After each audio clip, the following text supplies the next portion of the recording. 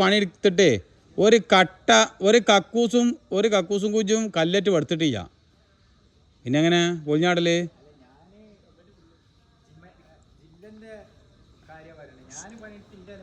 സംസ്ഥാന ജില്ലാ സെക്രട്ടറിയാണ് അല്ല. അത് പോട്ടെ, നമ്മളിവിടെ ഇങ്ങനെ പഠിത്തിട്ട് സംഭവം റെഡിയാക്കിയല്ല. അവിടെയൊക്കെ കട്ടറാണ്. നിങ്ങളുടെ നാട്ടിലൊക്കെ ഈ കട്ടിട്ട് താബു കട്ടിട്ട് കക്കൂസും കുജി പഠിക്കലുണ്ടെന്ന് ചോദിച്ചാൽ കേട്ടോ. അതായത് കക്കൂസും കുജി അല്ലെങ്കിലും കട്ടർ കുഴി, വേസ്റ്റ് കുഴി, വെള്ളത്തിൻ്റെ കുഴിയൊക്കെ പഠിക്കലുണ്ടെന്ന് ചോദിക്കണേ. ഓക്കെ ഇൻഷാ അല്ലാ. അപ്പോൾ എന്തായാലും ഞങ്ങളിങ്ങനെ പണി തുടങ്ങിയിട്ടുണ്ട്. ഇവിടെ നിന്ന് ഇങ്ങനെ കട്ട വെച്ച് ഇങ്ങനെ വരാണ്ടിട്ടാ. ഇൻഷാ അല്ലാ ഫുള്ള് സെറ്റപ്പായി കൊടുക്കണം. അസ്രാക്ക അവിടേക്ക് കട്ട വേണ്ടി വരുമോ? കുറവുണ്ടാവുക നോക്കാം ഇൻഷാ അല്ലാ.